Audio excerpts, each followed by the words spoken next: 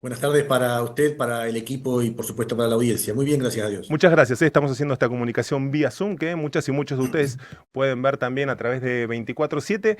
¿Qué impresión les dejó la presencia del ministro, de los principales números? ¿Con qué se queda? ¿Existe chance de alguna modificación que surja del cuerpo? ¿Se lo pidieron? ¿Cómo está ese escenario? Bueno, obviamente vino el ministro y vino acompañado de gran parte de su equipo. Estuvo el secretario de Ingresos Públicos de la provincia, el contador Insúa, la secretaria de Hacienda también. Fue un análisis muy pormenorizado de la letra del presupuesto, de lo que obviamente se rescatan cosas muy interesantes, indudablemente, ¿no? Que hacen una, una diferencia muy, muy importante respecto de los cuatro presupuestos que me tocaron en la anterior gestión debatir en este sentido. El primero es que históricamente está incorporada la pauta salarial y eso habla de una previsibilidad muy importante para, no solo para los empleados públicos de la provincia de Neuquén, sino para la ciudadanía en su conjunto, que va a ser testigo de la no existencia de conflictos en este sentido para el año que viene. El- lo que es absolutamente un antes y un después. Ujú. Después, obviamente, una cuestión que es muy significativa también es la inversión directa en obra pública. Estamos hablando de casi 1 billón de pesos, casi 1 billón de pesos en inversión, casi el 20% del total de presupuesto destinado a obra pública, en un presupuesto en el que no hay fondos nacionales para obra pública. Es decir, cuando nosotros analizamos los presupuestos de los años anteriores, la inversión en obra pública era,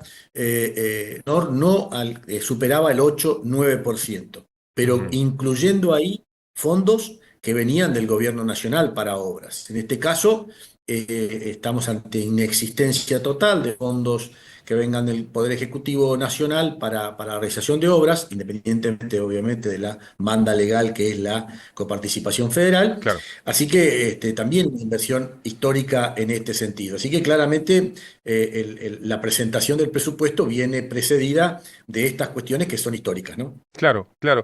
Le preguntaba la mirada del consenso que pudo ver ahí, digo, en este arranque del debate, bueno, el entrar más en detalle pormenorizado de esos principales números del presupuesto del ejercicio 2025.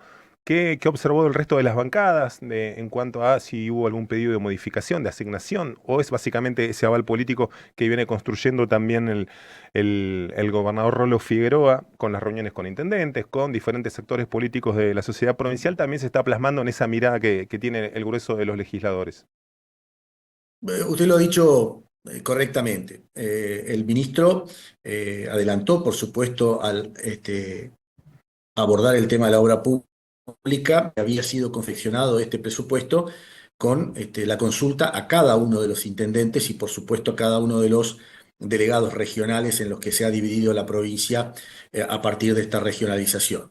Y allí están incorporadas, por supuesto, las obras que han pedido los intendentes. Sin perjuicio de ello, hubo algún diputado, hubo una diputada que preguntó por alguna obra específica y que se le respondió que indudablemente iba a ser tenido en cuenta, pero después, más allá de alguna objeción respecto de los números del ejecutado, es decir, el presupuesto que se lleva ejecutado hasta acá en el año 2024 y que tenía que ver con por ahí una desinformación respecto de que no es que se subejecutó el presupuesto en obra pública, sino que como el Estado no mandó un solo centavo más en concepto de obra pública, esos fondos no vinieron. Claro. Y entonces no había fondos para ejecutar esas obras que estaban planificadas, como por ejemplo es la Ruta 7 o como por ejemplo es alguna plan de viviendas que ha quedado inconcluso, y otras tantas obras en el interior de la provincia que en principio contaban con este financiamiento nacional y que después obviamente se truncaron por no haber llegado a esos fondos. Claro. Pero esencialmente yo creo que va a haber un amplísimo consenso en me atrevo a decir una muy, muy importante mayoría, casi rozando la unanimidad en la aprobación de este presupuesto, en función de, vuelvo a decir, estas cuestiones que son históricas y que indudablemente, independientemente de las ideologías políticas, nos atraviesa una sensación de que va a haber previsión, una provincia que tiene el desafío el año que viene y los subsiguientes de administrar muy bien los fondos que van a venir y que se van a ir acrecentando. Usted y yo participábamos hace unos días de la Oil and Gas e indudablemente la proyección de la producción va a pegar un salto cualitativo y cuantitativo muy importante en los próximos años, y esto va a significar que las regalías hidrocarburíferas, fundamentalmente desde la exportación, van a crecer sensiblemente, con ello los recursos y con ello los desafíos que significa en una Argentina que tiene una dificultad en su crecimiento y desarrollo, una provincia que obviamente destaque en este sentido y que tenga este tipo de posibilidades, va a tener desafíos como una gran migración interna. Por lo tanto, eh, creo yo que este presupuesto es una hoja de ruta, como los presupuestos pretenden ser, Claro. muy razonable, con una cuota de optimismo, pero con los pies sobre la tierra, es decir, una proyección de gastos muy responsable también. Creo que va a haber un amplio consenso en su aprobación. Ujú. A quien escuchan es Carlos Cogiola, diputado provincial del bloque Neuquén Federal. Aquí en la provincia de Neuquén comenzó el debate, la discusión parlamentaria en torno al proyecto enviado por el Ejecutivo días atrás. Mencionaba la cuestión de las regalías, clave para afrontar este momento con, bueno, esas disidencias respecto o con la falta de envíos de aportes nacionales, ¿no? 46% del presupuesto integrado por, bueno, la renta que dejan las petroleras también en concepto de producción. Sin eso estaría todo mucho más difícil, ¿no? Sí, es la realidad que atraviesan muchas provincias en Argentina. Nosotros tuvimos una proyección allí, de material que trajo el Ministerio de Economía, y cuando arranca la utilización o la producción del shale, del no convencional, estábamos hablando de que los ingresos de la provincia de Neuquén se dividían en tres prácticamente, es decir, un 30 y pico por ciento de impuestos provinciales, un 30 y pico por ciento de regalías y un 30 y pico por ciento de impuestos de la coparticipación federal. Hoy estamos casi orillando el 50% en regalías, un 30 y pico por ciento en ingresos provinciales o impuestos provinciales, y menos de un 20 o un 20 en las regalías, perdón, las regalías no, la coparticipación federal. Por lo tanto, claramente este presupuesto, los ingresos de la provincia de Neuquén pasan a ser eminentemente propios en Ujú. su inmensa mayoría, y esto hace ver una provincia prácticamente autosustentable, que obviamente con el correr de estos próximos años va a haber todavía agigantada esta brecha entre los recursos propios y los que vienen de nación. Claro. Así que claramente vamos en ese sentido. ¿Cómo sigue el itinerario del debate del presupuesto?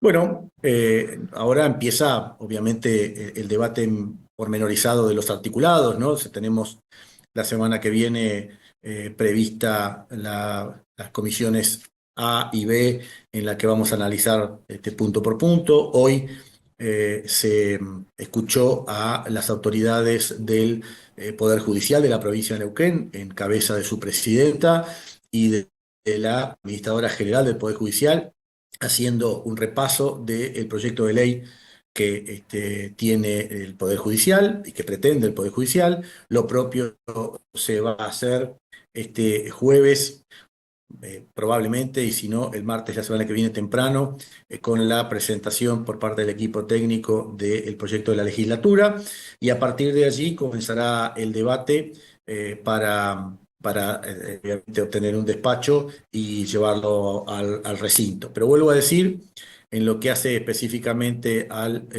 proyecto del Poder Ejecutivo, veo un amplio consenso. Obviamente ha venido un proyecto del Poder Judicial que tiene una gran cuota parte de